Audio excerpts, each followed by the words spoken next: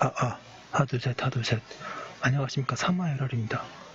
송덕수 교수님도 제10판 시민법 강의 337페이지 제5절 소멸시효를 보겠습니다. 사마에럴TV 질자 추천을 부탁드리고 유튜브 구독을 권합니다. 1번 소멸시효 완성의 효과. 소멸시효 요건이 갖춰진 경우에 어떤 효과가 발생하는가? 민법은 소멸시효가 완성한다고 하면 그 완성한다는 것이 무엇을 의미하는지에 관하여 규정하고 있지 않다.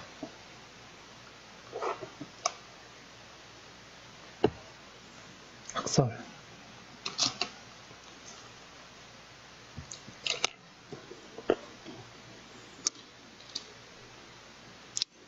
학설은 절대적 소멸설, 상대적 소멸설, 이원설로 나누어 있다. 절대적 소멸설. 절대적 소멸설은 소멸시효의 완성으로 권리가 당연히 소멸한다고 한다. 이 견해는 그 근거로 현행민법이 의형민법과 달리 시효의 원형제도를 삭제하면서 위법자의 도동을 들고 있다. 상대적 소멸설. 이 견해는 소멸시효의 완성으로 권리가 당연히는 소멸하지 않고 다만 시효의 이익을 받을 자에게 권리 소멸을 주장할 권리가 생길 뿐이라고 한다. 그리고 소멸시효로 인한 권리 소멸 효과는 소멸시효의 원형이 있음으로써 비로소 확정적으로 생긴다고 한다. 이 견해는 절대적 소멸설의 개별적 문제에 설명이 어려움이 있지만 절대적 소멸설은 그렇지 않으며 윤리적인 감정 및 사회적 정의에도 부합한다는 점을 근거로 들고 있다. 3번의 이원설. 이는 원칙적으로 상대적 소멸설을 취하면서 예외적으로 단기 소멸시효의 경우는 절대적 소멸설을 취하는 견해이다. 이 견해는 소멸시효는 각 제도에 따라 취지가 다르다고 하면서 이와 같이 주장한다.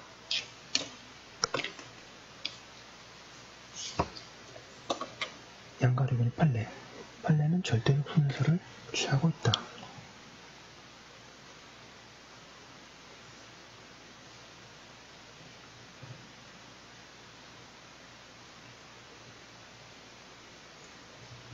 즉 소멸시효가 완성한 권리는 당연히 소멸한다고 한다.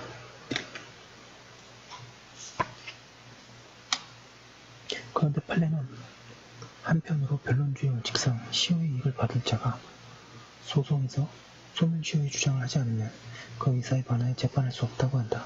그리고 소멸시효의 주장을 할 수 있는 자는 소멸시효에 의하여 직접 이익을 받는 자에 한정되고 아무 채권도 없는 자는 또는 채권도 대리권에게 청구에서의 제3 채무자는 이에 해당하지 않으며 채무자에 대한 일반 채권자는 자기의 채권을 보존하기 위하여 필요한 한도에서 채무자를 대여하여 소멸시효 주장을 할 수 있을 뿐 채권자의 지위에서 독자적으로 시효 주장할 수 없다고 한다.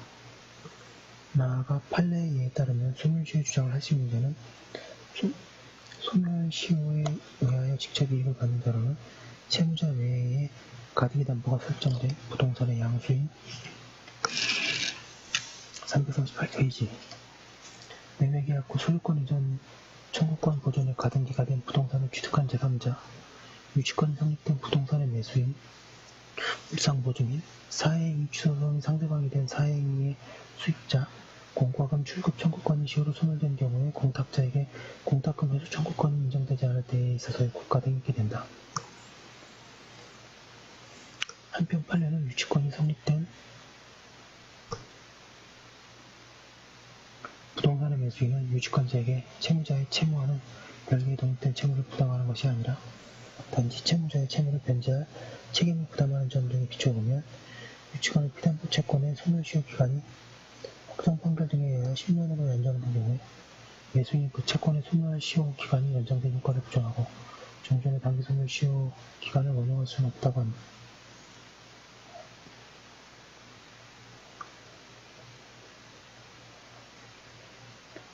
양가기억에 소멸시효를 원용할 수 있는 사람은 권리 소멸에 의하여 직접 이익을 받은 사람에 한정되는 바 채권담보의 목적으로 매매계약의 형식을 빌어 소유권이자 청구권 보존을 위한 가등기가 경로된 부동산을 양수하여 소유권 이전 등기를 마친 제3자는 당해 가등기 담보권의 피담보 채권의 소멸에 의하여 직접 이익을 받는 자인데 그 가등기 담보권에 의하여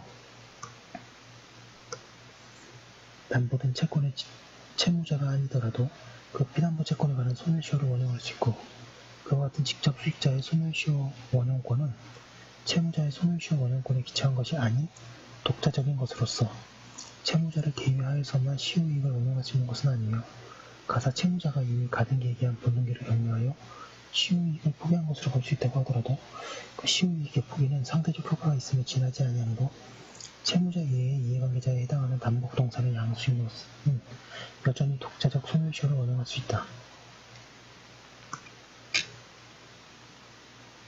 양가로 니은 채무자의 소멸시효에 대한 항변권 행사도 우리 민법의 대원칙인 심의성실의 원칙과 권리남용 금지의 원칙에 지배를 받는 것이어서 채무자가 시효 완성 전에 채권자의 권리 행사나 시효 중단은 불가능 또는 현저히 곤란하게 하였거나 그런 조치가 불필요하다고 믿게 하는 행동을 하였거나 객관적으로 채권자가 권리를 행사할 수 없는 장애 사유가 있었거나 또는 일단 시효 완성 후 채무자가 시효를 원용하지 아니할 것 같은 태도를 보여 권리자로 하여금 그와 같은 신뢰하게 하였거나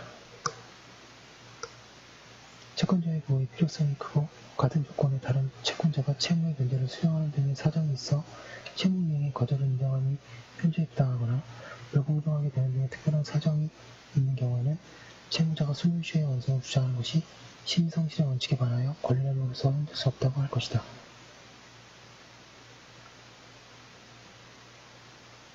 양가로 디귿 채무자가 소멸시효의 완성으로 인한 채무의 소멸을 주장하는 것에 대해서 심의성실의 원칙이 339페이지에 적용된다고 할 것이므로 그러한 주장을 하는 것이 신의칙 위반을 이유로 허용되지 아니할 수 있다. 그러나 실정법에 정하여진 개별 법제도의 구체적 내용에 조차 판단되는 바를 신의칙과 같은 법칙을 들어 말하자면 당해 법제도의 외부로부터 배제 또는 제한하는 것은 법의 해석, 적용에서 구별되어야 할 기본적인 중요한 법가치의 하나인 법적 안정성을 호퇴시킬 우려가 없지 않다. 특히 법률관계에는 불명확한 부분이 표현적으로 내재하는 바, 그 법률관계의 주장에 일정한 시간적 한계를 설정함으로써 그에 관한 당사자 사이의 다툼을 종식시키려는 것을 취지로 하는 소멸시효 제도에 있어서는 애초 그 제도가 누구에게나 무차별적, 객관적인으로 적용되는 시간의 경과가 제1차적인 의미를 가지는 것으로 설계되었음을 고려하면 이와 같은 법적 안정성의 요구는 더욱 선명하게 제기된다. 따라서 소멸시효에 관하여 신의칙을 원용하면 신중을 기할 필요가 있다. 특히 채권자에게 객관적으로 자신의 권리를 행사할 수 없는 장애 사유가 있었다는 사정을 들어 그 채권에 관한 소멸시효 완성의 주장이 심의성실의 원칙에 반하여 허용되지 아니한다고 평가하는 것은 소멸시효의 기산점에 관하여 변함없이 적용되었던 법률상 장애, 사실상 장애의 기초적인 구분 질서를 내용이 본래적으로 불명확하고 개별 사안의 고유한 요소에 열려있는 것을 특징으로 하는 일반적인 법원칙으로서의 신의칙을 통하여 아예 무너뜨릴 위험이 있으므로 더욱 주의를 요한다.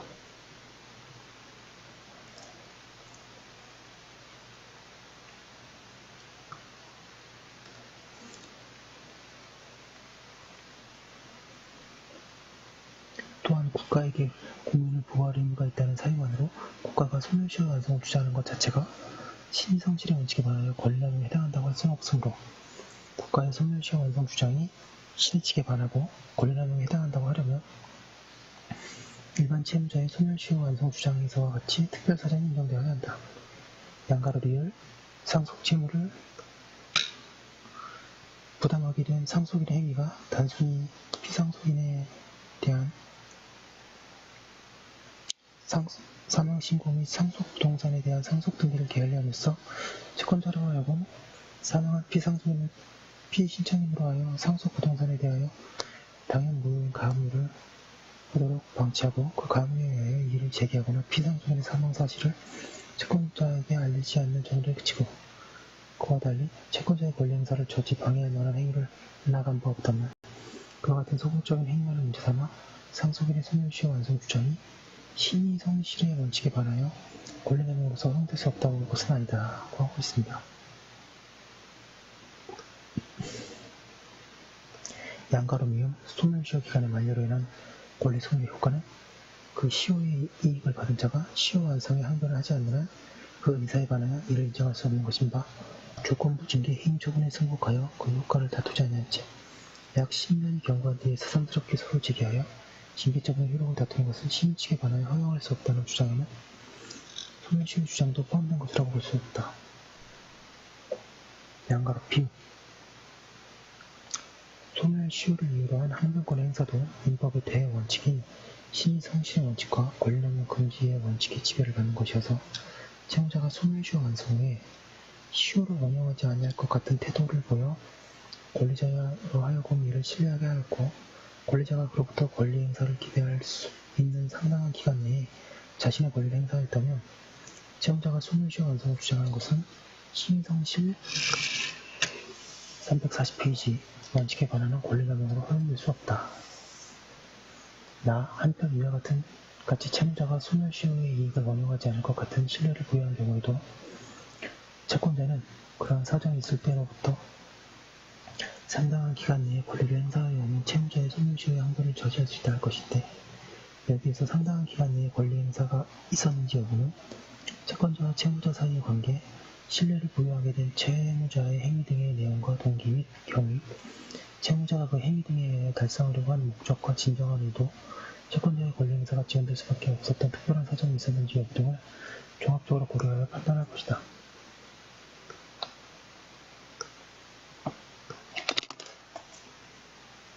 다만 이와 같은 신의성실의 원칙을 들어 시효 완성의 효력을 부정하는 것은 법적 안정성의 달성, 입증 곤란의 구제, 권리 행사의 태만에 대한 제재를 그 이념으로 삼고 있는 소멸시효 제도에 대한 대단히 예외적인 제한에 붙여야 할 것이므로 그 권리 행사의 상당한 기간은 특별한 사정이 없는 한 민법상 시효 정지의 경우에 준하여 단기간에 제한되어야 한다. 그러므로 개별 사건에서 매우 특수한 사정이니 그 기간을 연장하여 인정하는 것이 부득이한 경우에도 불법 행위로 인한 손해배상 청구의 경우 그 기간은 아무리 길어도 민법 766조 제1항이 규정한 단기소멸시효 기간이 3년을 넘을 수는 없다고 보아야 한다.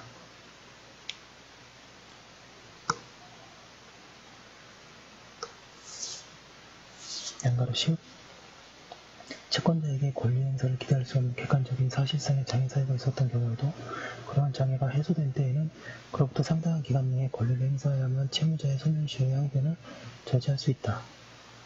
국가기관이 수사 과정에서 한 위법행위 등으로 수집한 증거 등에 기초하여 공소가 제기되고 유죄의 확정 판결까지 받았으나 재심사의 존재 사실이 뒤늦게 밝혀짐에 따라 재심 절차에서 무죄 판결이 확정된 후 국가기관의 위법행위 등을 원인으로 국가를 상대로 손해배상을 청구하는 경우 재심 절차에서 무죄 판결이 확정될 때까지는 채권자가 손해배상 청구를 할 것을 기대할 수 없는 사실상의 장애 사유가 있었다고 볼 것이다. 따라서 이러한 경우 채무자인 국가의 소멸시효 완성의 항변은 신의성실의 원칙에 반하는 권리滥용으로 허용될 수 없다. 다만 채권자는 특별한 사정이 없는 한 그러한 장애가 해소된 재심 무죄 판결 확정일부터 민법상 시효정지의 경우에 준하는 6개월의 기간 내에 권리를 행사하여야 한다. 이때 그 기간 내에 권리 행사가 있었는지 원칙적으로 손해배상을 청구하는 소를 제기해야 하는지 여부를 기준으로 판단한 것이다.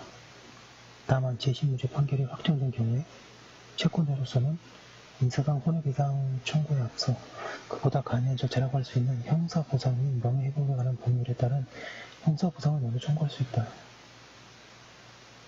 따라서 채권자가 재심 무죄 판결 확정일로부터 6개월 내에 손해배상 청구의 소를 제기하지는 아니하더라도 그 기간 내에 형사보상법에 따른 형사보상 청구를 한 경우에는 소멸시효의 항변을 저지할 수 있는 권리 행사의 상당한 기간을 이를 연장할 특수한 사정이 있다고 할 것이고 그때는 형사보상 결정 확정일로부터 6개월 내에 손해배상 청구서를 제기하며 상당한 기간 내에 권리를 행사한 것으로 볼 수 있다. 다만 이 경우에도 이 기간은 권리 행사의 사실상의 장애 사유가 객관적으로 소멸된 재심 무죄 판결 확정일로부터 3년을 넘을 수는 없다고 봐야 한다. 양가 비용 채무불이행으로 인한 손해배상 청구권에 대한 소멸시효 항변이 불법행위로 인한 손해배상 청구 341페이지 국권에 대한 소멸시효 항변을 포함한 것으로 볼 수는 없다. 양가 선변의 검토 및 사변 우선 학설 가운데 이원설은 원칙적인 경우와 단기 소멸시효의 경우를 효과를 다르게 설명하고 있는데 그것은 부적절하다. 그리고 두 견해인 절대적 소멸설과 상대적 소멸설은 적어도 판례처럼 소멸시효를 원용해야만 고려할 수 있다는 입장을 취하는 한 결과에서 차이가 없다. 그리고 그런 상황에서 민법에서 합치하는 모습으로 이런 세워야 한다. 결국 현행법상 절대적 소멸설이 타당하다. 예, 그 학설 대립을 판례를 보았고 학설 대립을 보았는데요. 절대적 소멸설, 절대적 소멸설은 소멸시효의 완성으로 권리가 당연히 소멸한다고 한다. 판례 입장입니다. 넘어가자 이번에 소멸시효의 소급표. 소멸시효는 그 기산일에 소급하여 효력이 생긴다. 그리하여 소멸시효가 완성된 권리는 기산일, 즉 그 권리를 처음 행사할 수 있었던 때에 소멸한 것으로 된다. 이러한 소급표 때문에 채권의 소멸시효가 완성된 때에는 채무자는 기산일 이후의 이자를 지급할 필요가 없다. 문헌에 따라서는 제183조가 주된 권리의 소멸시효가 완성되면 종된 권리에 그 효력이 미친다고 하고 있어서 소급표 규정에 독자적 의미가 별로 없다고 한다. 그러나 167조의 소급표 규정이 없이 제183조만 있다면 소멸시효가 완성된 이후에 이자 채권을 소멸한다고 하겠지만 지급이 기산일 이후에 시효기간 만료 전에 이자 채권은 반드시 그렇다고 할 수 없다. 결국 소급표 규정은 183조를 도와 시효기간 만료 전에 종된 권리를 소멸시키는 중요한 기능을 담당하고 있다. 소멸시효의 소급표에 관하여 민법은 예외를 인정하고 있다. 즉, 시효가 완성된 채권이 그 완성 전에 상기할 수 있었던 것이면 그 채권자는 상기할 수 있도록 한다. 예, 좀 너무 빨리 나간 감이 없지 않은데요. 여기까지 한 거 올려놓고 잠깐 쉬었다가 또 다음 거 하도록 하겠습니다. 예, 진도가 쭉쭉 나가네요.